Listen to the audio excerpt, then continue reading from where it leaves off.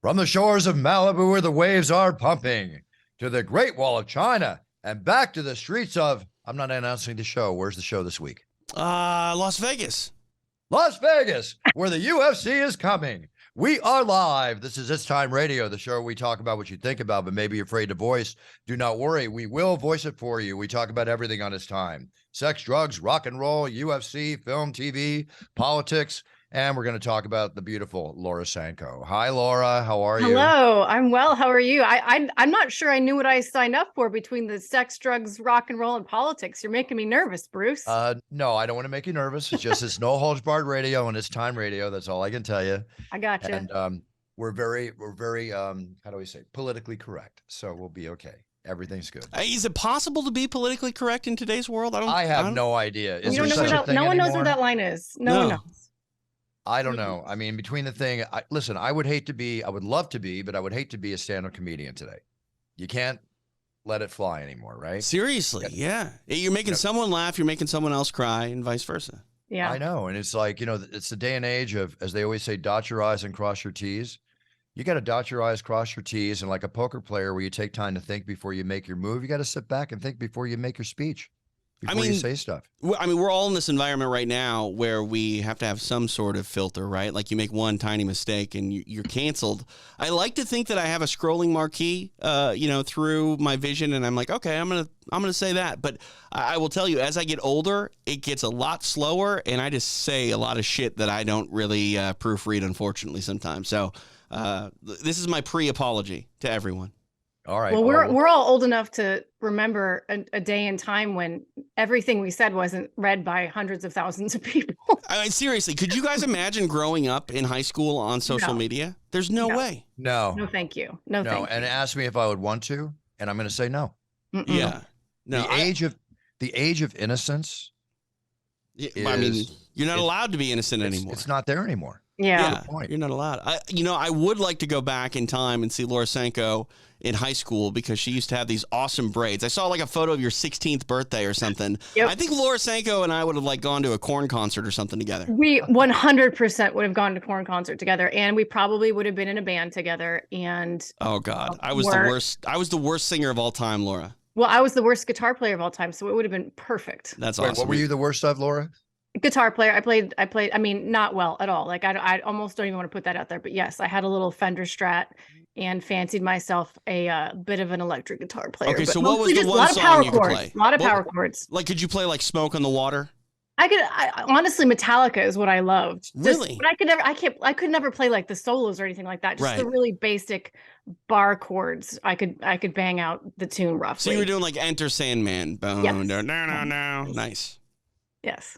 Let me tell you, I was 17, I think it was living in Malibu. I was going to Santa Monica High School, and I wanted to play the guitar. A little bit of impatience. I went and bought a Gibson SG, which I wish to God I still had today because it's just gone up so much in value. Bought a PV amp, had my buddy come over, give me some lessons. He was in a band. But man, when I wasn't, Jimmy Page, like the Led Zeppelin guitarist, within 6 months, I was just frustrated. I didn't finish. Yeah. And I wish I would have continued. I just wanted to be a rock star with that guitar, just in my own bedroom, just in front of the mirror, just, like letting it loose. That's why I was a singer, because I tried to play the guitar. Well, I had an acoustic guitar and I couldn't play that because it wasn't electric. So clearly, I need to get the electric guitar. And I too got a little Fender Stratocaster. And then turns out if you can't play the acoustic guitar, you can't play the electric guitar either. So then I just started screaming. You know what I always... Go ahead. Oh, sorry. Go ahead. No, I was going to say my one moment where I actually, because I barely had those moments either, Bruce. But the one time I actually was like, oh my gosh, this sounds pretty freaking awesome. I had my amp cranked up in my little whammy bar, and I Jimi Hendrixed the Star Spangled Banner so hard. Wow. But it's a pretty easy song on the guitar because it's one note at a time. Yeah. Oh, that's awesome. I'm going to step off for 2 seconds to show you something. Hold on. All right. Uh-oh. Bruce goes on these adventures sometimes, Laura, and I never know when he's going to come back. And when he does come back, I never know what he's going to have. It's very exciting. Yeah. I mean, he's such a collector. So oh my God, there it is. Oh, of course. You know Jared, the fighter Jared, right? Of course. Well, his brother makes guitars. So he made me. Look at that. Oh my gosh. Isn't that beautiful? That is gorgeous. Is See, that now one you of have one, to learn Buff? to play, Bruce. It's never too late. I know, no, I've got the amp over here, whatever. I play around with it once in a while. I'm just All right. not that great. I'm wondering I how think much that's going to one go of a for on kind. eBay when he signs it. One of a kind. That's amazing. Had to show you, had to share. Look at that, the Love octagon in the it. back. It's even got, yeah. Dang. So that's Jared Vandera's brother? Yes. Or a different Jared? Yeah. Wait, say Okay. again? Nice. Say again? She was Jared clarifying. Vandera or Yeah. different Jared? Yeah, second one. So I'm curious, Buffer, like how many chords of Face the Pain do you know? None. Oh, okay. All right. It's Stairway to Heaven. It's some David Bowie songs. And it's all the stuff that's easy as hell to play. Okay. Right, yeah. I still can't play them all. I can just play little riffs, but I Yeah. feel good when I do it. I can play Seven Nation Army by the White Stripes, and that's it. There we go. Yeah. Dun, dun, dun, dun. Yeah. There you go. Exactly. So that's our music portion of the show right there. Oh man, what would our band be called if we were a three-piece? Ooh, that's a fantastic question. Yeah. I mean, Buffer's the front man. He's got to be, right? Oh, I'd be the singer. Yeah, you Yeah. got to be the singer. Laura's going to be the guitar player. Turgid So- biscuit. What is it? Turgid biscuit. Okay. All Just right. kidding. Why not? Why not? All the songs gotta go boom boom wiki boom boom wee. And Well, I just want to thank. While I'm on the air, I want to thank Jared Gordon's brother because he did a great job. Did a great job with that guitar. So all Nice. good. Awesome. One of many collectibles to be had. But speaking of collectibles, we keep collecting shows left and right. They've been nonstop, Laura. You know, when you think about it, the power of these shows that we've had have just been incredible. It's been an amazing run. I mean, It's I been feel an like we've been amazing- busier than ever. I don't know if they're adding weeks in the calendar every year, but I feel like every year we do more shows, which seems like at some point you're going to run out of weeks, right? But There's 52 weeks in the calendar year, and it feels like the calendar for the UFC is at least 75. easily. Yeah. How many think many trips are you on, Laura? How many shows are you working a year generally? Oh gosh, that's a good question. It kind of depends on how you look at it too, because I rack up a lot doing Contender Series. Right, So that's yeah. 10 Yeah. right there. And then probably 35, but that's with Contender. Right. So that's what I'm saying. Like there Yeah. literally probably are 75 fight weeks, coinciding at the same That's a good time in a point. single calendar year. Think about it. We talk about traveling. Think about Dana, whether he's hopping on a private jet or not. I mean, the guy's just nonstop between Power Slap and UFC. I don't know how he and does it. Contender, and it's incredible. His F it Friday videos, which crack me up, Yeah. he's putting out. But doesn't he look good, Laura? He looks amazing, Bruce. I can't tell you how many people I don't know why I'm so excited about it, but I think it's just because I can tell it's like this whole new health revolution for him, but Yeah. he looks like a different person, and it's amazing to see someone make that change at 53 and it's freaking shredded, and he looks so much healthier than he did even a couple of years ago. Yeah, he was raving to me at the last show. I was asking about the cleanse that he did. And he's never done a cleanse before, when he fasted for 3 days. And Yeah. I've done cleanses too. I mean, they're not easy to do. Once you get into it, you follow the line. But kudos to Dana. I mean, the transformation is like Yeah. ridiculous. He gave me one, and I'm scared to do it. Well, all I can say is if you're going he to do gave a me cleanse, the 7-day rainbow cleanse.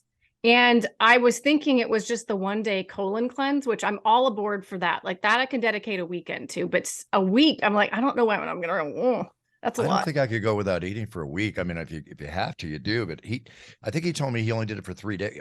He did it for 3 days. Yeah, I think his was just the colon one as well, but the rainbow one is the colon plus the gallbladder plus the liver. So I might try to just narrow it down into like just the colon part of it. But he described it as he said it was like, he's like, I've never felt better in my life. He said it was pretty intense, but I've never felt better. So Yeah, the video he releases, like, my sleep apnea is gone. This is gone. That is gone. I mean, it's a miracle treatment. So proof is in the pudding, and he's showing the pudding. So it's all there. Or actually, no, he's showing that there's no pudding anymore. no pudding, no pudding whatsoever. Man, a We life were in without Kansas pudding. City. I'm sorry. Go ahead, TJ. I was going to say a life without pudding. I don't know if I want that life. Are you a pudding eater? It's funny. I actually made pudding yesterday. It's for the first time in a long time. Like one of my favorite treats is like Jell-O cook and serve pudding. You cook it on the stove. You know, everyone does like the snack pack or the My instant mom pudding. makes stovetop pudding. I love that little layer of like Yep, skin. the skin. Yeah. Oh, it's my favorite. The banana pudding. Sign me up. Yeah.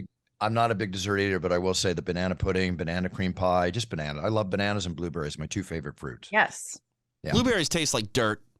No, they're great for you. You're having the wrong blueberries. I mean, every Yeah, you're blueberry the wrong I've ever blueberries. had Just is put some like, honey on them. Get the big juicy ones. You gotta know? get the big ones from Target. Target has ones that look like, I mean, they look like tiny apples, and they're the sweetest thing ever. They're all delicious. right, I'll check Well, it out. while we're on the subject of food, I love power breakfast, and I either have like protein pancakes, egg whites, and maybe turkey bacon or chicken or whatever usually. But this morning, I'll show you how I eat. Really good blueberry granola, banana, tons of blueberries, cranberries, scoop of vegan protein powder, lots of honey, and almond milk. Mix it all up. You know, and the energy gets right into you. It's like almost immediate. Sounds delicious. You want to come cook for me, Bruce? Absolutely, Laura. No problem. You got it. All right. Your Deal. husband too. Your little boy too. By the way, your little boy's adorable. Okay, I saw him at the Thank show you. last weekend, and he looks so much like his dad.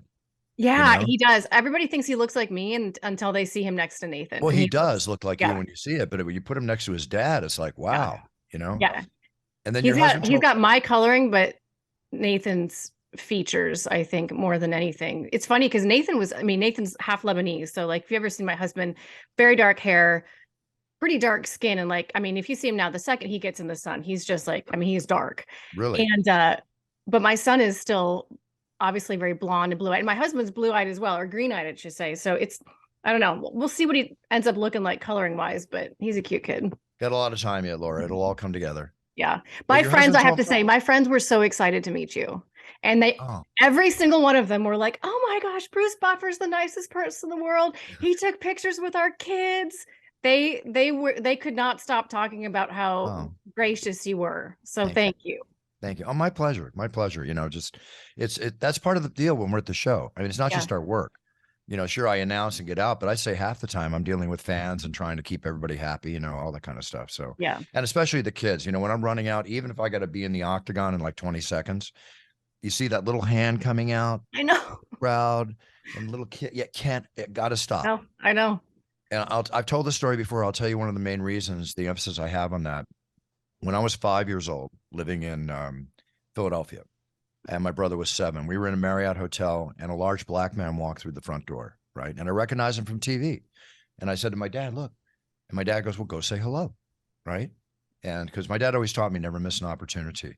So I went over, said hi, and he talked to me for about 10 or 15 minutes, leaning down and talking to me. His name was Cassius Clay. Oh, wow. Yeah.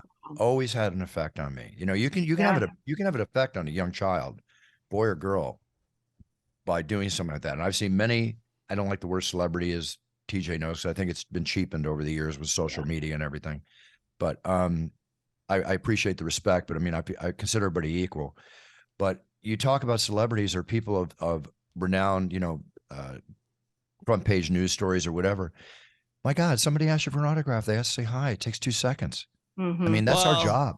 Unless it's the autograph hounds that have a stack of 8x10s and they want you to sign all of them, and please don't personalize them. Yeah. Yeah. Well, I love the fact when they come up to you with those books and it's like, I just ask them, so when is it going to be on eBay? Oh no, this is for me. Mm-hmm. Yeah. And I'll check it like 5 days later and there it is. Cause I know how to write little notes. There it is right there. You know, Right. Yeah. I just laugh at it now. I don't care. They can do what they It's want. whatever. Yeah. Yeah, it is whatever. It is whatever. So your husband said that Kansas City was his hometown or your hometown? My hometown. I wasn't born here, but I've lived here since I was 7. So basically my hometown. I lived in New York for 2 years, but other than that, KC. KC? Yep.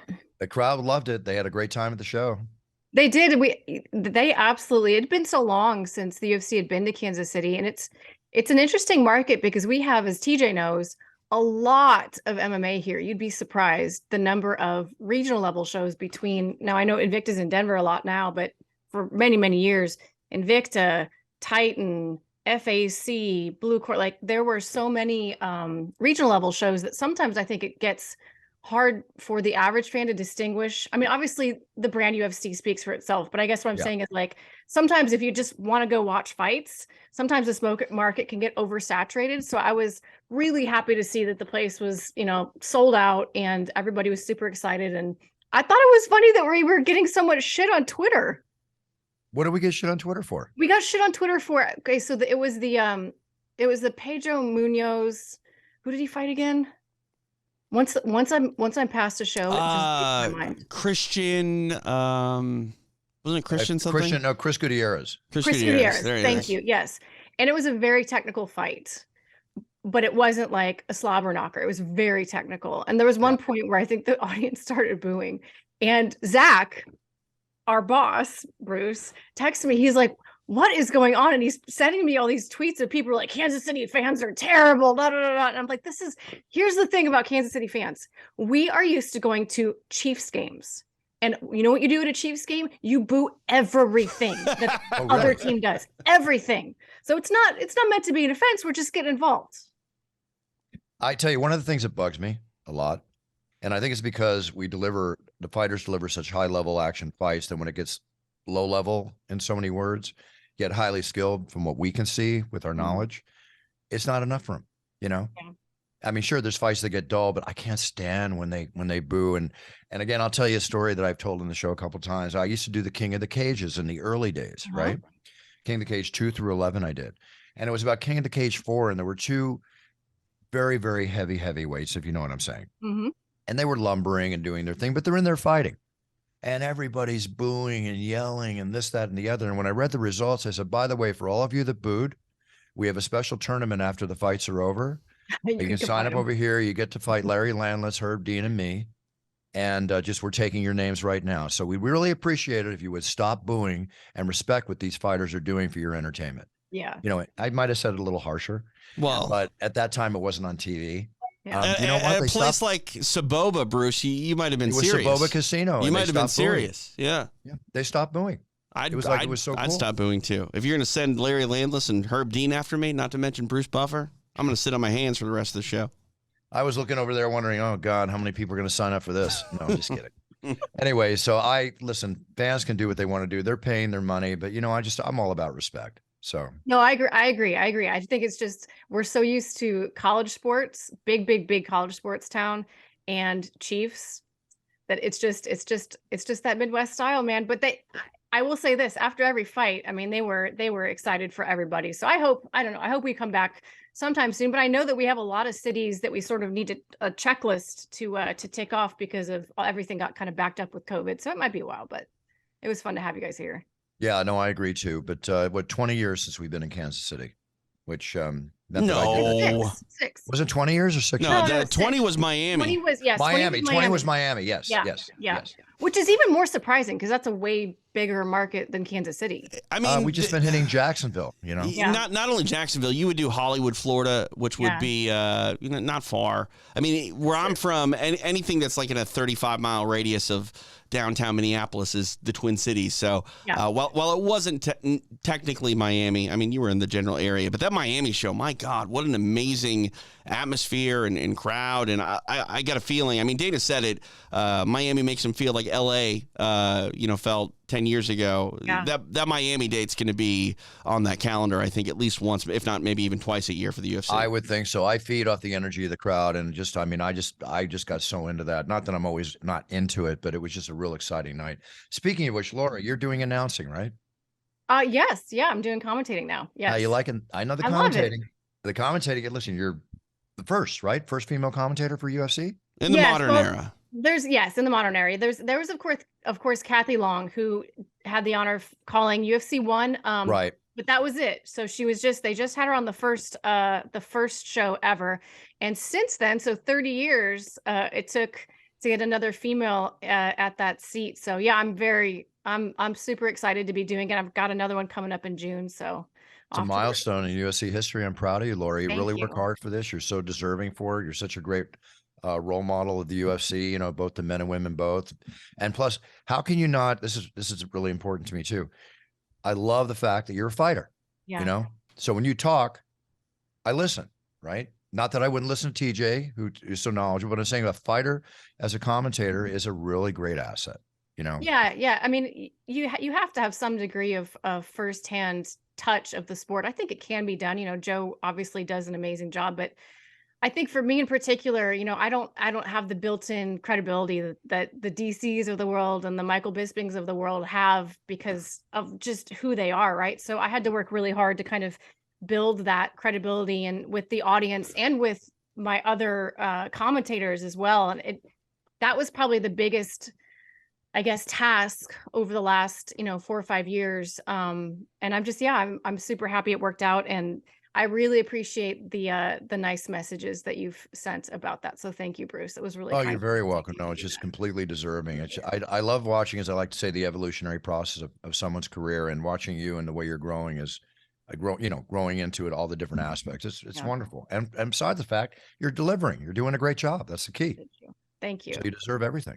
Thank you. Um, how about the announcing? When you get in there No, and announce a no, fight, I hate announcing, Bruce. I'm you hate it, terrible. really? Yeah, and I'm not doing it anymore. They made me do that. Let's see. They made me do that the first year of Contender Series, and that Uh-huh. was it. That was it. Uncomfortable? I don't, yeah, not a fan. I love post-fight in-cage interviews. That I Yeah. don't mind. It's the announcing of the scorecards that I absolutely hate. I hate it. How do you think I feel when I don't agree with them? I have to put on that poker face and deliver. Ugh. The sense of panic in me when I would look at their scorecards and I'm like, this is wrong. There's no way that this person won. And in my mind, I'm like, am I reading this wrong? Did they get the name wrong? Do they think that guy is that guy? And that overwhelming sense of like, I'm about to read this out and it reflects on you because you're the one Yeah. saying it. Yeah. Yeah, there's a handful of times where I was like, I can't believe I'm about to say this. And your winner by unanimous decision. Oh, I know. And as much as I'm happy for the winner, there are these times where inside I almost want to shed a tear at times, because I know what that one fight meant to that individual who I yeah, thought won, that's going to lose, and the effect it's going to have on their career and this, that, and the yeah. other. And maybe they're going to be bounced out of the UFC. It gets emotional at times, but you're the messenger, or I'm the You messenger. set You just the got to deliver. you set the bar almost too high, though. I have to say, you really did, because I can't tell you the number of messages. Because I guess I read the scores out. I'm trying to remember how many years I did that. I did that a few years, but anyway, I would get these messages like, "Oh my God, it's like she's just reading from a card," and I was like, "Yeah, because I am just reading from a card." They're like, "Can't you just get all?" Because they don't understand. First of all, in the Apex. Second of all, I really, and I can't believe I'm blanking on her name. What is the name of the woman who announces for PFL? Oh God, Lillian Garcia. Yes, thank you so much for rescuing me. Of course, TJ knew that. Mhm.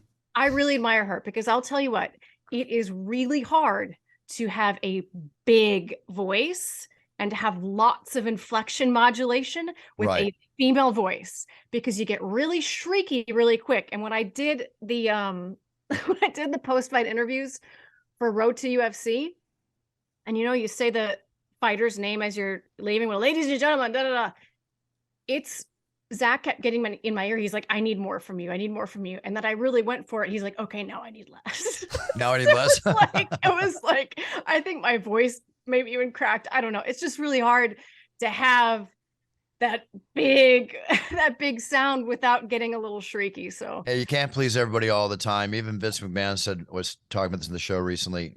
They merged and all with their group. And people are like, well, am I going to do a one-off? Am I going to announce the WWE? Vince McMahon yeah. actually went public. Well, he actually said that he thinks I'm a little too over the top for the WWE, which is like the funniest thing I've ever heard in my life. Fantastic. Whatever his What he reasoning, means I is don't you know. would steal the show, Bruce. That's what he meant. That's right between the lines. That's what he meant by that. You would steal the show, and that would be a problem. Well, thanks again, Laura. I appreciate that. But the show's not about me. It's about the wrestlers or the fighters. I just got to do my thing. Getting back to it. Thanks very much. Getting back to the show last week, which was a hell of a show. Obviously, Arnold Allen and Max Holloway was a brawl for it all. Like Dana said, if Arnold would have come out in the first 4 rounds like he came out in that 5th round, it could have been a totally different fight. But that's probably the best I've seen Max Holloway in a long time. It I was thought he looked fantastic. He did, and it was a different Max Holloway than I think we've seen up until that last Volkanovski fight. And I think Yeah. anytime someone goes through a fight like that and makes adjustments, it's almost like he's unlocked another level to his game because he's able to can be that high volume, violent guy without having to get into a car crash every time that he exchanges. And if you think about that, Max Holloway, that's a very scary proposition, which is why it's such an interesting situation for that featherweight division because it's like you've got Volk and Max who are really, really close, right? That last fight wasn't that close, but between the 3 fights, you can see that there's a lot of parity there. And then I'm sorry, but that rest of the division, there's a bit of a gap. There really is. Yeah, there is. I have to agree with you on that one. Then you talk about the other featherweights in Barbosa and Tello rather. Yeah. When they fought, and Edson just, I mean, how long has Edson been fighting? He's been in this game for 15 plus years too. Yeah, he looked amazing. He's been in the UFC for at least 10 or 11 years. Yes. Well, he's highlight reel city. This guy's like 2 or 3 highlight reels that'll consistently be played. Yeah. So, I was very impressed with him. Iwan Kudalaba was a monster coming in. And it's funny, every time he's in the octagon, I tell the referee, I go, look, he's probably going to try to get over to the other side. Yeah. You're not going to get there quick enough. No offense to the commission, but they never seem to move when that happens. It's me, right? So I do my walk backwards, and he just goes forward and forward and forward. Yeah. But he's a very interesting character. But he was really on target that night, He was absolutely. He needed to be too. I mean, that was kind of a do or die fight for him. And I mean, as much as, I don't like to see anybody lose. It was a super important fight for him to win in particular. And I'm glad to see him stick around because he's an exciting fighter. I will say that every time he goes out there, you're going to get something spicy at the weigh-in and you're going to get something very spicy. And that fight may only last a round, but he's an entertaining guy. And this is an entertainment sport at the end of the day. I got to ask you, I don't mean to make this interview my interview, but I've been dying to know this. No, it's your interview. Go. I feel like people are getting more and more into interacting with you as you announce them. And I freaking love it. Thank you. I can't remember who it was, but you guys were like nose to nose and you are projecting and like, you're right here. The energy of that is so fun. It's fun for me too. And it's like people like, oh, the fist bump. I never instigate the fist bump. Yeah. Right. Oh, I know the fighter that like claims to be the first athlete to fist bump you, and he gets offended every time he sees someone else do it. That's Cole Miller, who fought the UFC 20 times. Has been out of the UFC, I think, for like 4 or 5 years at this point. But now, I mean, Cole can't even be mad about the fist bump because, like you said, Laura, like they're going nose to nose at this time. Oh yeah. They're getting right.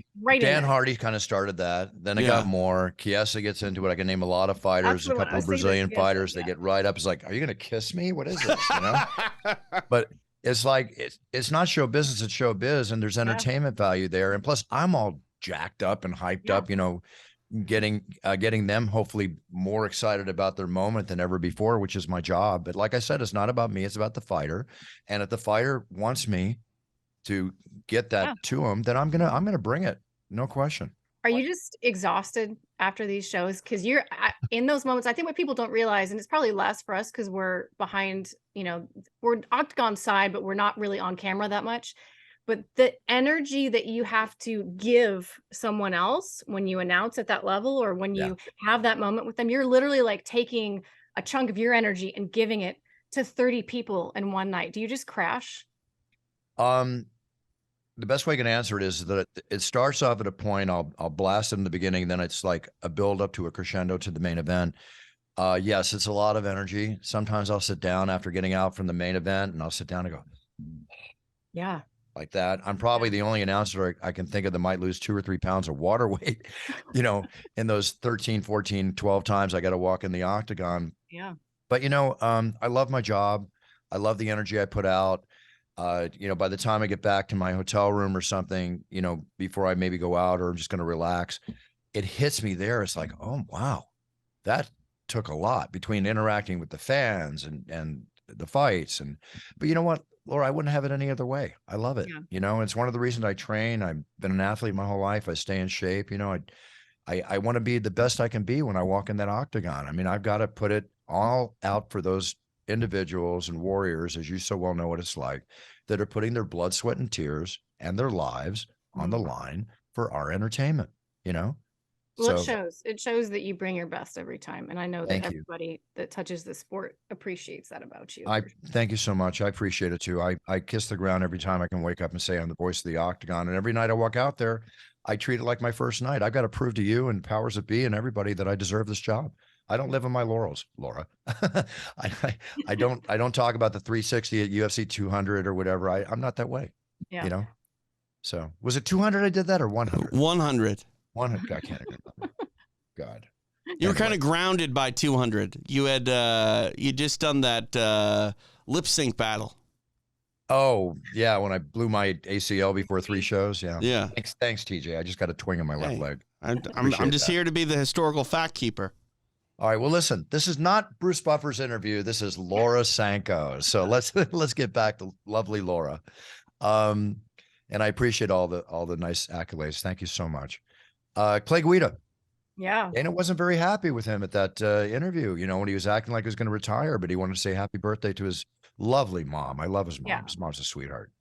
And Clay's a sweetheart too. And I know Dana likes it, but time. yeah, you can't, it honestly, and it kind of steals a little bit from the people who actually did retire. And I'm sure Clay didn't see it that way in the moment, but the reality is you're mocking it just a tiny bit by pretending you're going to do it and then not. And I actually missed that because I was backstage doing something, but my husband was like, "Oh my gosh, did you see the look on DC's face when he was," and he's like, he was literally like trying to wrestle the microphone away from him. I know. I don't think people realize how important the timing is on those post-fight interviews, and they probably shoved a lot of stuff out of the way because they thought that Clay needed this retirement moment. And you literally you might have scrapped a reporter's report. You might have that 30 seconds to 45 seconds is huge in television. I don't think people get that necessarily. People also don't get the fact that when you're doing those in octagon interviews, as you do,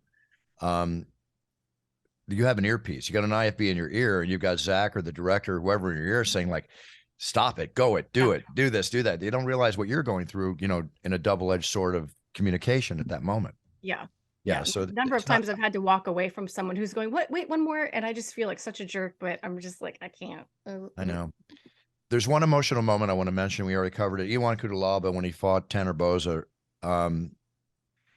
it was emotional for me seeing Tanner after that fight. He was just, he was wrecked.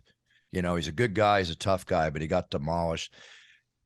It's a very emotional thing, I think, obviously for the fighters, but it's emotional for me too. And I'm sure even as a commentator on the sidelines, you get emotional. You have to. Super emotional. And I always say this, and it's really true. Even people say you fight a friend of mine, a teammate of mine, and you win. You know, I'm still excited for that person who won, even though they beat a friend of mine.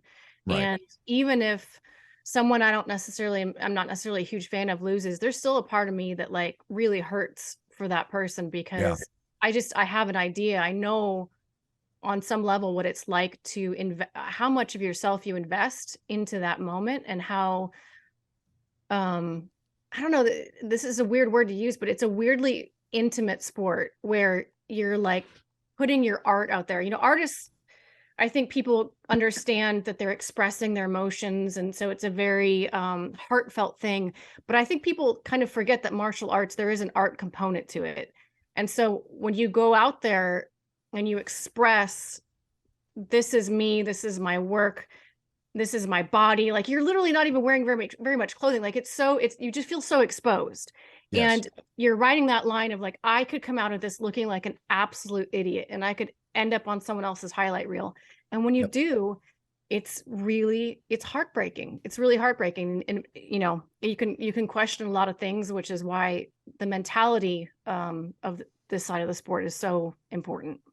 Absolutely agree. And one other emotional moment and a real moment of true sportsmanship in our great sport of MMA was Zach Cummings and Ed Herman.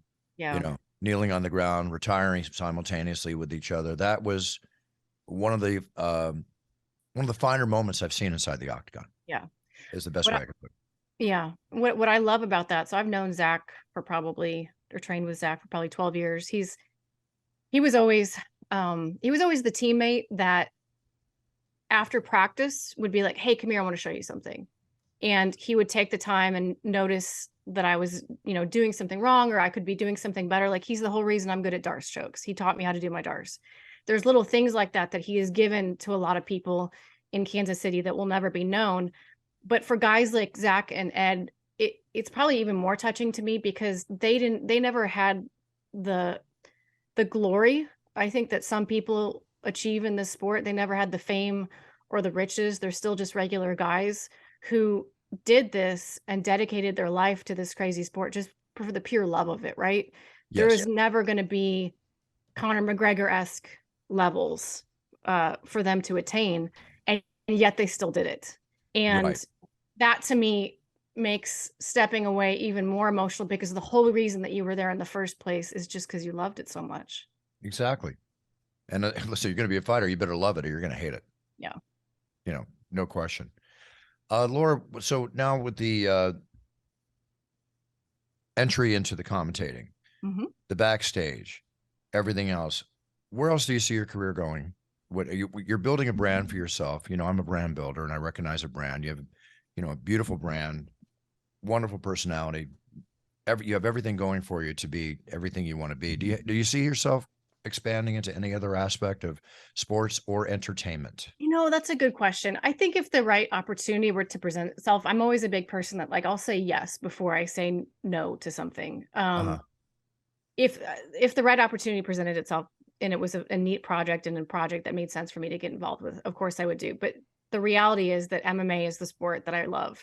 Right. And to be honest with you, I don't really do this for the money either. I appreciate earning more on a yearly basis, because to me that's like just validation that I'm doing the right things. It's not necessarily even about the number.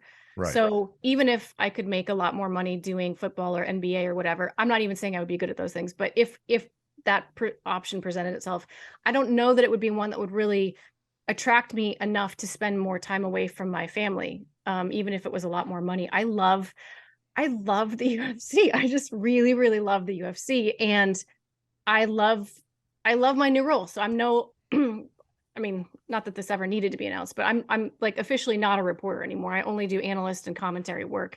And I guess I do the backstage quick hit stuff, but that's sort of a separate thing for the digital group. So in terms of the broadcast, I'm only going to do the desk, the ESPN desk, and commentary work.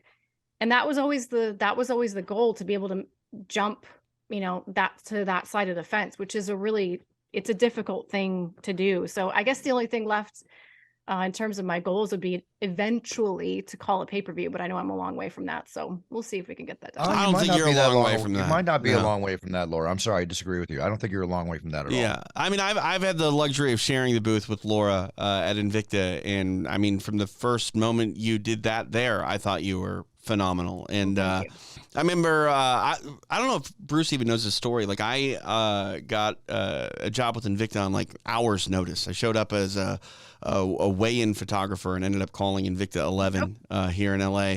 And I remember Laura specifically surprising me with how good she was. I had never seen her work before. She was the in-cage reporter. And I just kept going, it's Sanko. It's not Sanka. It's not that imitation coffee drink. I was so afraid I was going to screw up your name that night. I wouldn't have cared. I wouldn't have cared at all. I was so impressed that you were able to, because that's such a stressful situation, but you made me turn about fair play in a sense. Like, you made me feel so much better, because the first time I did color commentary for Invicta was also on hours notice, if you remember. I do. Yeah, absolutely. Somebody got COVID, so I had to step in that day.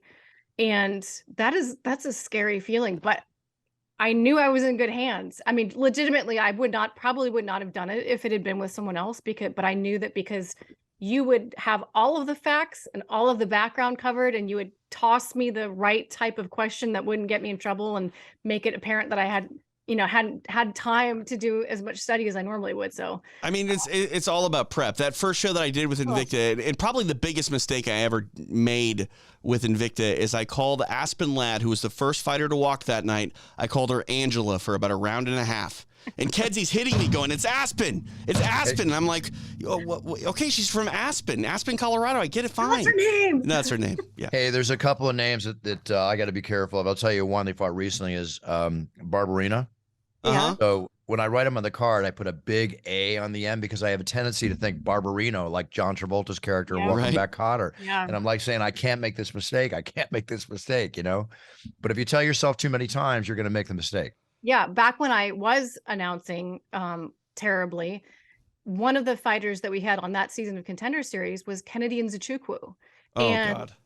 we still to this day can't decide how to say his name, by the way, because we all say it differently. Can you spell it? Yes, I can actually. Really? Okay, I'm gonna fact check this. This is the MMA spelling bee right now. Nze. Hold on a see. Okay, Nzechekwu. If I had the bell, I'd hit it incorrect. Dang it. You said Nzeche. It's Nzechukwu. CHU. I did Pretty get good, it right though. on the weigh-in show. I did get it right on the weigh-in show. Hey, once. DC was so mad about that. Just write That's it down pretty good. phonetically on your cards. Write yeah. it down. But I put it said phonetically. it. I stumbled on it. The first time it was terrible. I was just it did not come out cleanly, and that ended up being the whole reason why I met Snoop Dogg. Because Really? Yep, because he had one of his guys after the show came up to me. He's like, "Hey," and he's like this huge guy, huge, just completely smells like weed, and he's like, "Hey, Snoop wants to see you in his trailer." And I was like, "Me? What's the scene?" He's like, "Yeah." And so I was like, "Okay." So I go back to, they had these like, they were basically containers, giant containers that they were using as his green room because they didn't have room at the old UFC Tough Gym. So I go into this container. I mean, as the door opens, just this cloud of smoke comes out. I was about to say the cloud of smoke. Yeah. Oh my God. Him and this other guy sitting there. And you have to understand, even though I am the whitest Midwestern woman you'll ever meet in your life, I did grow up listening to Snoop because my older brother loved it, and every day on the way to school. So I was legitimately a huge fan. So I was a little starstruck. And I walk in there and I'm like trying to, like, how do you act around Snoop Dogg? Like, I'm trying to act cool, but not too cool and look like I'm trying too hard or whatever. And he just goes, girl, that African boy's name gave you trouble, didn't it? I was like, yes, sir. Yes, it did. Yes, it did. I know Snoop. I know Snoop. His compound is right down the street from my house. Is it? Like 15 minutes, 10 minutes down the street. So, give or take. And I'm working with a company called Rubet now, where I'm a spokesperson for him, and he just signed with them too. So we're going to be doing some kind of a campaign together in the next couple of months. That will be. That's epic. going to be a very interesting day of filming, right? I'm probably going to be secondhand high by the time I get done all my takes with him, but you know, it'll be fun. It'll be a lot of fun. He's super nice. He was so. Oh, he's great. down He's to really earth. cool. Yeah. He was Really great. cool. No, I admire his career too. This weekend show, getting off of Snoop, don't mean to. This, because we've got a few minutes here. Are you working this weekend show? I am not. I have a couple weekends off, and I'm super excited about that. I have a couple weekends off, and I'm super excited about it too. I will see you in Newark. Yes, you will. Definitely there. Anyway, Sergey Pavlovich, Curtis Blaze, Brad Tavares, Bruno Silva. We talked about Jared Gordon. He's fighting Bobby Green. Good, solid fight night show for the fans to watch on Saturday. Let's see. There's a couple things I want to talk to you about here. Do you follow football? A little all that bit. stuff? I mean, I mostly follow the Chiefs, but yeah, some. How old's your son? He's 9. This is what I want to talk to you about. Okay. This whole TikTok generation, which is now becoming business, and you know, The Rock and other people, and people are telling me I should be more focused on it too. These challenges that I see these kids do, these ridiculous things they're doing just to get noticed. I mean, they said a 13-year-old died in Ohio after participating in a Benadryl TikTok challenge. Messed up. Yeah, What? it's heartbreaking. It's Do really. you watch really, over your son to make sure that I'm sure you do, and TJ, I have to think you do too. Yeah. I mean, as a parent, how do you watch over your kids? Does your son have a telephone? No, absolutely not. And Okay. no judgment if people have kids my age. Yeah, and of course. my household, he's not gonna have a phone until he's driving. I don't care what his friends are doing. He's not gonna have a phone until he's driving, because I think, even now we struggle with other things because I don't let him have TikTok. I don't have TikTok. He doesn't have TikTok.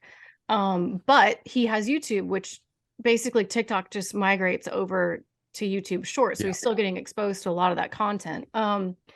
We just have really strict rules, and I'm a little bit helicoptery about what he sees online at this age, just because even with that, you will not believe the questions that he asks. It's terrifying. The other day we're driving to school and he goes, "Mom, what's a micro penis?" And I was like, "Well, what's it sound like?" You know what, Laura, you got to be careful because my godson, I remember he was like about 11, and just on the regular site, and these porno sites do what they call phishing, you know, and the kid all of a sudden has a porno site that just comes up.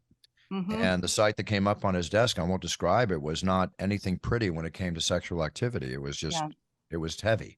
And for a young kid not knowing anything about that, right? And those, I mean, those, I don't think people realize what exposure to that type of stuff does to kids at a young age. It gets stuck in your brain. And I mean, it's just no good. Luckily, him asking me that question was just someone was like making fun of someone having a lifted truck with like big stuff on it. And I think the person on the YouTube was like, "Oh, he must have a micro penis," and just Brooke didn't know what that was. But even then, I guess my point is like, even content that's like, okay, there's still stuff he's getting exposed to that I don't particularly love answering the questions at 9, but that's the world that we live in. And it's just a matter of doing your best every single day to not, I don't know, I want him to have a childhood. I want him to have I want him to have innocence as long as he possibly can. And I'm already seeing that compared to my what I was doing and what I was exposed to at 9 is a big difference. And I'm sad a little bit, to be honest. And also look what COVID took away from him for 2 or 3 years. Yes. You know? Yeah. So seriously, him and everybody else. The other day, this is what I hate about my kid being online is he says words that I don't understand exactly. So it goes both ways. He asks me questions that I'm not comfortable asking and or answering, and I have to ask him questions like, what does that mean? My kid loves Hawaiian Punch. He just had Hawaiian Punch for the first time not long ago, and there's a restaurant that has frozen Hawaiian Punch. And I told him, I woke him up the other day. I'm like, "Hey, and after school today, we can go get some frozen Hawaiian Punch, like a Slurpee." And he goes, "You're capping." And I'm like, "What? I'm the captain? No, you're capping. Cap'n Crunch? I don't. Like, is that bussin' a cap? Is that the same? Right? Yeah. No. Apparently, capping means you're lying. Yep. So, all right, cool. Yep. I'm not capping. We're gonna go get frozen Hawaiian Punch later. Yeah, that's when you officially feel old, when the jargon is just completely. I mean, I don't know any of the bands besides Blink-182 playing Coachella this weekend, Laura. So, like, when people hit me with slang, let alone my 11-year-old son, I don't know what to do. I know.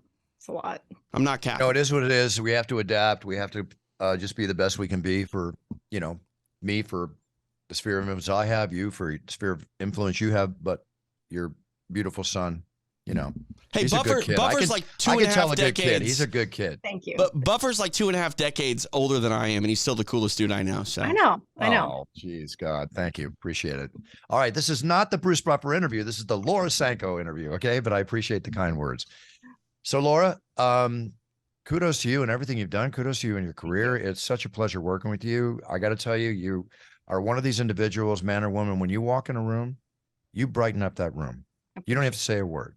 Your presence, your looks, your beautiful smile, your positive energy that you exude, and it comes out in person and it comes out on the TV, and you just have an incredible career ahead of you. You know, long time, and I'm looking forward to working with you for a long time because I'm not going anywhere unless I physically can't do this job. I know you're not. I appreciate you saying that. It's always been a really important thing to me to just lead with kindness, you know, to everybody, whether it's a camera person or someone yanking cords or, you know, I have this list in my phone because I'm not great with names, but I want to be good with names because I think it's important. So I have a list in my phone of like all the people that I interact with and what they do. And so I try to remember everybody's name, but I think stuff like that, especially the way that we live, it's like a traveling circus, and it can be really lonely and hard. We're all away from our families, you know, to some degree. So I think, just treating everybody with kindness is hopefully what brings that light when I walk in a room. Cause you know, I'm getting older. Two things Two things based on what you said. I'm with you all the way. People don't realize, and not that they have to realize, the road that we're on, the happy times we have, the lonely times we have, the work it takes to travel and do everything that we do. I'm not asking for any sympathy, but it's not just being on camera going, hey, Yeah. there's a lot more involved. And yes, like I end the show every time, treat everybody around you with respect and be a role model to your sphere of influence. That's the key. We're all created equal. Don't try to announce against me. Don't try to fight me, but we're all created equal. It's all good. Yeah, absolutely. All good. Laura, thanks so much. Please say hi to your husband and your son. I will. Yeah. Thank you, tell all guys. your relatives and all. It was a pleasure meeting them. Hope to see him again. I will. And I'll see you in Newark. All right. All right. We'll see you there. Thank you guys so much for having me. Appreciate it. Thanks, Laura. Appreciate it very much. You have a lovely day and a great weekend, okay? All right. You too. Bye, Laura. There she is, Laura Sanko. Laura Sanko, class act. Yeah, Class you act. talk about seeing the evolution of, her growing. I was lucky enough to work with her prior to the UFC, and man, the amount of progress that she's made, going from an in-cage reporter to, the first woman in the modern era in the UFC to be a color commentator to really kind of owning that role as an analyst now. Like she said, it's true. There's only a handful of people that have ever worked for the UFC in a broadcast capacity that haven't actually fought in the UFC. Rogan being one of them, Jimmy Smith, who's no longer with the company, being the other. And I think the only other one that comes out to mind is Laura Sanko. I have to get with you on that. So I'm with you on that completely. Oh, we got another guest here. Yeah, we have another guest coming up, bro. We got to talk about some boxing. Yeah, let me bring him in right now. Press this button, and I think he should magically appear in a moment. But there he is. Tom Loeffler, kind enough to join us. If you don't know, Bruce, I called Tom's event last Friday night, Hollywood Fight Nights at the Commerce Casino here in L.A. I was lucky enough to be in the booth 29 days earlier in Boston as Hollywood Fight Nights went east. And man, I'll never lie and say that I'm a boxing guy. I'm very much an MMA guy first. But Tom, thanks for coming on the show. We had to talk about this last event because you're making me fall in love with boxing because you're doing it a different way than most other boxing promoters at your level, in the regional level, and building stars like Callum Walsh are doing these days.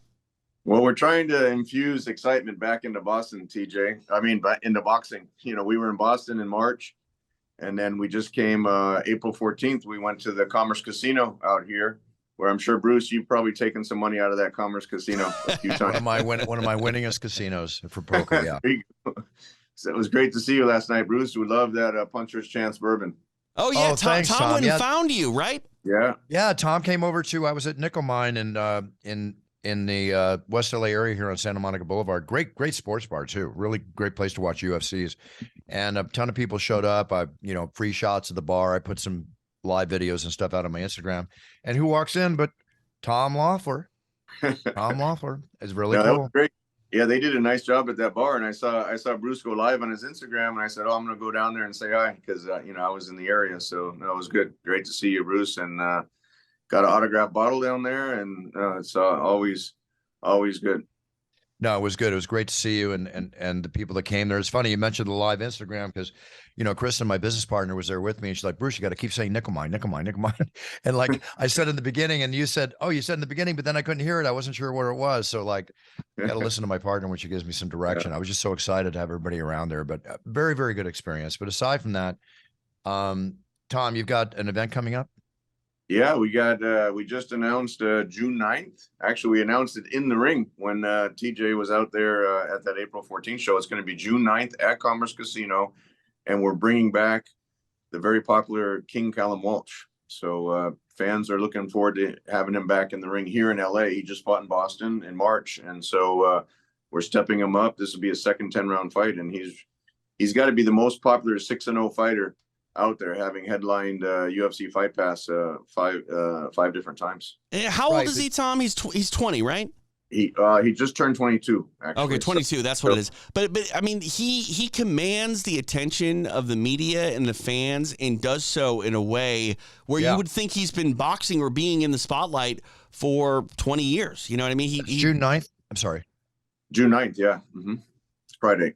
You coming, Yeah, Buff? but then he's fighting again TJ, I stepped on you. I apologize. No, it's okay. You coming June 9th? We want to know if you're going to be in the building. No, I've got to be in Canada, I think, for the UFC on the 10th. But then there's MSG, right? We're doing the show in, is it Newark or Newark? Wait, what is the other New fight York, Cal New was York. fighting at that I said if you can get me, talk to Dana, I'd love to announce his bout. That's November. We haven't officially announced that one yet, but for you, Bruce, yeah, that's November 10th in Madison. I'm sorry, did I let the cat out of the bag? No, that's good. It's all good. Okay, cool. Cool. Those are our long-term plans for Callum Walsh. But just building on what you said, TJ, it's he's got that it factor. He's had so many amateur fights, and he's got a really good presence and his charisma. And you can kind of put him on the spot. Last time when I called him in the ring, and I just put the microphone over to him, and he really commands a great audience, and he's on the radar screen. A lot of people know when Callum Walsh gets in the ring now, so they're looking forward to the June 9th show. A lot of people, including Dana White, he's one of his sponsors, right? So it's all good. And listen, we had you both on the show a few weeks ago, and it was a pleasure to meet that young man, and then to meet him in person when I saw him in Miami. I think it was. Was it Miami or where did I see? I think it was London. You're London. all over. See, You're all over the place. It's like if it's Tuesday, this must be Belgium. I just can't remember at times. Yeah, it's crazy. No, you gave him some of your cologne over in London. That's right. It was UFC London. Yeah, he liked it too. I'm jealous, by the way. I'm sitting over here, podcast producer for 14 years. I don't have a bottle of the cologne. Here it is, TJ. Grab it. Okay, grab thank you, sir. Thank you. Let me grab. Hey, by the way, speaking of we got to show a second. Speaking of his time cologne, sold out in the UK. Nice. We have to restock now, and still the fastest selling cologne on Amazon in the United States. So Nice. get your bottle, and I'm telling you, your girlfriends, your wives will love it. I got the bourbon. Now I need to get the cologne. Okay, we're working on it. If I had bottles last night, I would have handed you one. But thanks again for coming down, Tom. That was really, really cool. No, it's great. And, we're building boxing on UFC Fight Pass. We want to put on exciting fights. Every fight that we put on, it's a 6-fight broadcast on Fight Pass. And every fight that we put on, we really want it to turn into an exciting fight, because that's the real only way we're going to win the UFC fans to watch boxing, if we put on exciting fights again. And that's our goal. That was a promise to Dana. Like you said, Dana got 100% behind Callum Walsh the first time he met him, when I flew him up to Vegas to the headquarters up there at UFC. Dana, all of a sudden, lights went on and said, okay, Conor McGregor, I can do what I did with Conor McGregor on the boxing side with Callum Walsh. And so that's the path we're on right now. What's also exciting too, real quick, Bruce, sorry to step on you, but Tom, the pacing of Hollywood Fight Nights on Fight Pass is just phenomenal. There's no insane downtime. Like, that's one thing I don't like about boxing, at the big high level. When they do the ring announcing, there's like 58 people in the ring. Like, get them on it. We want to fight. If I was announcing in a boxing ring doing what I do, I'd be knocking people out left and right. Seriously, spinning around, I'd be hitting people. I mean, not knocking out. You know what I mean? You'd be doing spinning back fist by accident, Buff. I have announced boxing. I've announced a ton of boxing matches. I did a whole HBO show, a Casamayor fight, when my brother had throat cancer back in 2008, and I filled in for him. I remember that. Yeah. Yeah. I mean, I enjoyed the hell out of it. No question. That's what Michael's pet peeves is, when, like TJ said, when there's 20 or 30 people in the ring and you're trying to announce the fight, it should be just the announcer, the spotlight, and then the boxers. And that's I agree. But yeah, you do that a lot better on the UFC side, for sure. Oh, I love it. I listen, I've even had to tell a couple commissioners, could you please stand over here, because I need this little area here, something could happen.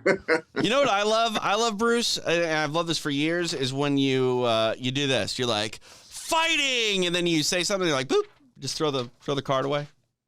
Oh, in the main event, when I'm done with the card, I can't do this. Yeah. And then Herb Dean runs over and picks it up.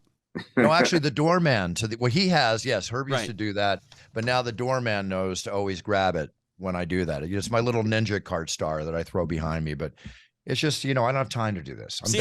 I know you would never disrespect the microphone by doing a mic drop, but that's the Buffer version of the mic drop. Get that card out of here.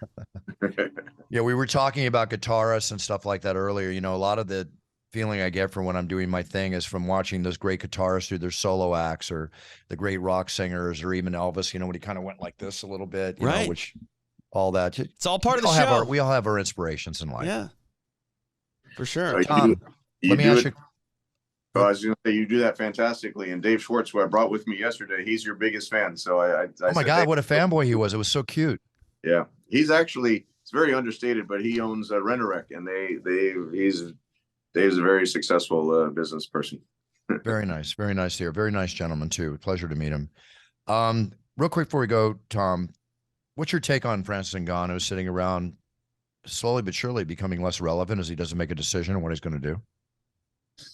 You know, I can't speak much for him. Only I love what him. I love him. I praise him. When I say less relevant, I'm talking about in the public eye. Yeah, Which is something I told him on my show. I said, be careful. You can lose that within 6 months plus. You start to lose that allure, you know? That's the great thing about what Dana has created with the UFC brand and the UFC marketing machine, is that anyone that's fighting on the show is in the spotlight and worldwide attention, and naturally, you know, getting compensated that way. And so I don't know what went into his decision for not re-signing, but look what Dana did with John Jones, and now it's like an even bigger champion. So it's the UFC brand lives on, and you know, whoever doesn't go down that path, I think a lot of times they can definitely hurt themselves. And like you said with Francis, you know, he was on the top of the world. Now, you know, after a certain amount of time, people stop talking about you, and you know, there's rumors about him fighting Deontay Wilder or Anthony Joshua or whoever it is, but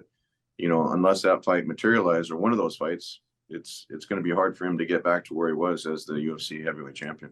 And then you get a question in negotiation process, which you know better than anybody, that he goes back to the UFC in 2, 3, 4 months, whatever the case might be. Is that heavy, which I know I don't want to quote it, but that was a very heavy 7-figure offer he was given with pay-per-view points, from what I understand. Mm-hmm. And I just, would it be the same offer? Right. Yeah. You know, one thing I will say is, I say this about Nate Diaz too, who recently left the UFC. I think that we will see both of those gentlemen come back to the UFC at one point or another. There are fights there that just make sense. Even if Ngannou goes out and, you know, doesn't do well boxing, or if Nate, you know, comes up short to Jake Paul, like there are marketable fights in mixed martial arts that I don't think are going to be you know, hurt or harmed by these athletes leaving. And if you think about it, like what a power play that is for the UFC and Dana White to know, like, okay, like go guys, like go do your thing. I'm not going to stand in front of that. But if you want to come home, like, you know where the real fight is, you know where the real money is going to be. And I anticipate, I said this, I think last week with you, Bruce, I think we'll see Nate Diaz back in the octagon to fight Conor McGregor within the next 2 years. And I mean, something's got to develop here with Francis relatively quickly. Otherwise, I don't even know if anything's really going to come to fruition, and he's going to have to come back to the UFC, like you said, potentially at a lower rate. Yeah, I don't wish that on him. I truly like Francis as a human being and as a fighter. He's a fine man. I don't wish that on him at all. I want to see him get every single dollar he deserves, as I want to see every fighter, I don't care where they're at, make $1 million when they walk in the octagon. I just don't think the interest is there to see him box in the way that maybe he thought, maybe the way that his team thought. Right, yeah. It was, but I don't think it is to a degree, at least with me. It's been a year since he fought. It's been over a year, almost a year and a half, I think, since he last fought Cyril Gane. So, well, the other thing I heard on the inside, I do not know if this is correct, and please don't quote me. I'm just saying I heard this, that he doesn't have a manager. He doesn't have. He's negotiating for himself. Tom, you know yourself. That's the worst thing in the world you can do. I can do it. I do it all the time for myself, but I'm, you know, that's what I managed Michael's career forever, so I can do that, right? But or I think I can do it, but it's like, that's not, talent shouldn't do that. And boxing is a different beast, right, Tom? It's not the MMA sort of model of negotiation. It's very complicated, TJ. When we were negotiating the highest, the fights at the highest level, you know, Triple G Canelo fights and everything, it's like such a give and take.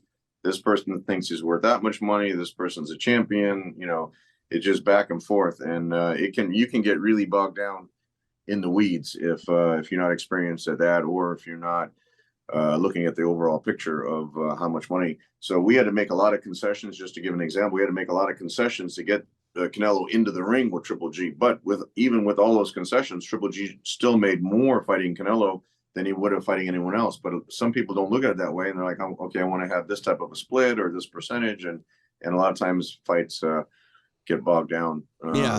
It's that way. unfortunate. Hey, real quick before we get you out of here, I want to talk about the last week's show. Bruce, you might not know this, but Anderson Silva's son, Gabriel Silva, Yes, made his familiar. pro boxing debut. And just, I mean, it is eerie looking at him because he has distinct facial features that are very much like his father. People probably don't know, at least most casual fans don't know, that when Anderson first broke into the scene in mixed martial arts, he was a Shudo champion at 168 pounds, which was, approximately the weight that Gabriel weighed in at for his fight. And like, man, it is...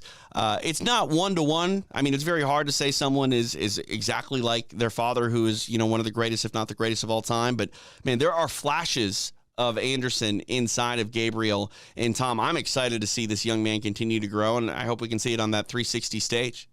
What was nice to see is that Anderson was there in the locker room supporting his son. He was in the corner. It was actually Anderson's birthday. We gave him a birthday bouquet of roses, and it was nice to see the support there. And like you said, Gabe made his pro boxing debut on the June 9th show.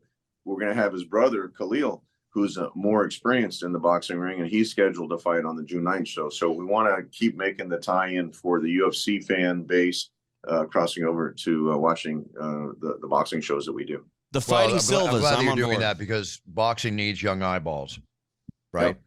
And that's what it's going to take, amongst many other things. So kudos to you, Tommy.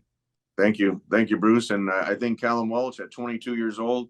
There was Kane Sandoval. He was a standout in the last show. He's only 20 years old. He's 9-0 with 9 knockouts now. Umar Jambekov is 4-0 with 3 knockouts. So we're trying to put on the guys that are putting on exciting fights, and we got a nice young stable of fighters that are coming up that I think are going to be all future world champions. Yeah, ladies and gentlemen, boxing's not dead. I mean, that's the thing that I've heard about for years. Oh, boxing's dead. There's no up and comers. No, you just got to look a little bit, and the place to look is UFC Fight Pass. There you go. No, that's a closed-minded attitude. Boxing not dead. It's still one of the greatest sports ever and one of the longest sports ever. No, and I love it. It's and how can you not apples and appreciate oranges. it? MMA and boxing are apples and oranges. Okay, it's fighting, but it's apples and oranges. Let's just look at it like that. I mean, it's like oranges and grapefruit. Okay, They're however both you want to call citrus. it. They're both citrus. I think one of the problems, to touch on that, is that boxing became so hyper focused. I think when Floyd had that 50-0 record, so hyper focused on being undefeated, whereas the beauty of the UFC and the excitement there is that you can have 2 or 3 losses and still come back and be in the highest level fights, and it's just you don't get put on the shelf just because you lose a fight. You don't get put on the shelf for 2 years, and that's where the UFC provides just great competitive fights, regardless of who the matchup is, whether it's a champion, whether it's like the number 3 and the number 6 contender, whatever it is. And they're great matchups there. And boxing is so focused on, okay, you got to be undefeated, you got to be the champion, that type of thing. We're trying to break that mold and say, look, we're going to keep the guys active. That's another thing. Callum Welch this year is going to fight 4 times. He would have fought 5 times, but he's going to fight 4 times. And that's fans want to see activity, and they want to see these young guys growing in the ring, and that's what Fight Pass is the platform to watch their careers develop. Agreed. Tom, we got to close out the show. Good. Not that we can't not close you out. We can continue to talk, but TJ's got whatever TJ's got. I got to go do my thing. I got to go train and get ready for Newark or whatever. More bourbon. Yeah, exactly. I only had 2 old fashions last night, but it's hard not to drink when you're at a bar for 3 hours. I mean, when it's your own bourbon too, you got to show that you like the product. Hey, it was fun buying shots for everybody. It's a lot of fun to do that kind of stuff. But Tom, again, thanks for coming by. Thanks for coming on the show. Great seeing both of you. TJ, look forward to see you June 9th. And Bruce, we'll always look forward to see you in the octagon. Thanks, Tommy. I appreciate it very much. And I'll see you. Is your office still over at Gold's? Yeah, absolutely. Upstairs at Gold. So whenever you're here, just let me know. Yeah, I'll pop upstairs and say hi. I'm training elsewhere now, but I'll be going back for some stuff. Great. Hi, Tommy. Thanks. Have a great weekend. See you guys. Thanks. Always all good the to best see success. Appreciate that. And real quick, the Klitschko brothers are healthy and safe? You see Vitaly over my shoulder here. Actually, I heard Vladimir's flying into Miami this weekend for a Ukrainian charity event to raise money over there for the Ukrainian effort. And Vitaly, he's the mayor of Kiev, and he's got the biggest fight ever on his hands. But Vladimir's there shoulder to shoulder with him. So they're doing okay. It's just it's so unpredictable what Russia's going to do, and the missile strikes and everything like that. It's yeah, I know.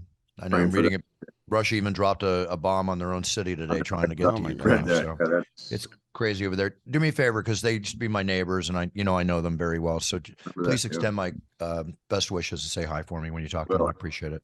Thanks, Tom. absolutely. All right, Tommy. Okay. See you guys. Take care, my man. Okay. Bye-bye.